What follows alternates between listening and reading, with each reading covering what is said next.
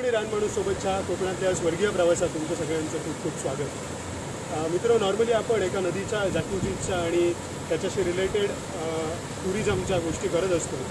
अशीच एक नदी आपण नेहमी बघतो। माझ्या यूट्यूब चॅनलला मी याचे अनेक व्हिडिओज केलेत, अनेक टुरिस्ट माझ्यासोबत आलेत आणि आपण त्या रांजण खळग्यांमधली एक वेगळी सफर एन्जॉय केली आहे। तर ही मात्र एक वेगळी नदी आहे, हा एक नवीन पॉईंट आहे।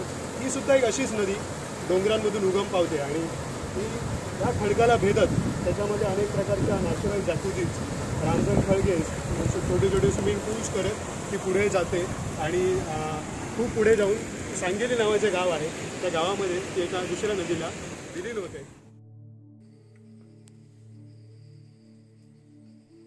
दिलों में तुम अपनी बेताबियां लेके चल रहे हो तो जिंदा हो तुम, नजर में ख्वाबों की बिजलियां लेके चल रहे हो तो जिंदा हो तुम।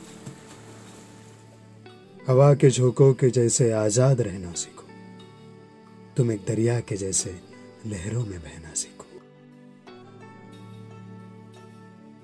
हर एक लम्हे से तुम मिलो, खोले अपनी बाहें, हर एक पल एक नया समा देगी, जो अपनी आंखों में हैरानियां लेके चल रहे हैं।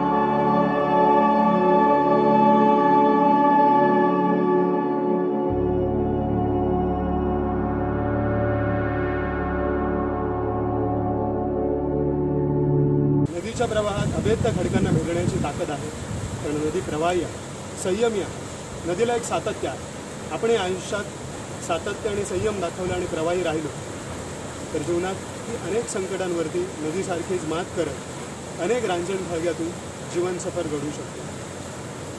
मित्रो, नेचरकडून शिकण्यासारखं खूप काही आहे। नेचरमध्ये राहत असताना, रान माणूस म्हणून स्वतःचं जीवन जगत असताना आम्ही ज्या काही गोष्टी शिकतो आहोत आणि जो आनंद, जो जीवनाचा खरा निखळ आनंद आणि हॅपीनेस जो आम्ही देतो आहे, तो तुम्हाला घ्यायचा असेल तर निसर्गासोबतचं तुमचं नातं अधिकाधिक घट्ट करण्याची गरज आहे। कधीतरी या रानमाणसासोबत मित्र, जोपर्यंत कोकणातला हा हिरवागार निसर्ग, निळाशार समुद्र आणि खूप सुंदर वातावरण आणि असंच स्वर्गीय कोकण जोपर्यंत शाबूत आहे, तोपर्यंत रानमाणूस तुम्हाला कोकण फिरवत राहील, कोकण दाखवत राहील। तर जरूर या रानमाणसासोबत कोकण एक्सप्लोअर करायला। Let's explore heavenly Konkani Ranmanus. Thank you so much.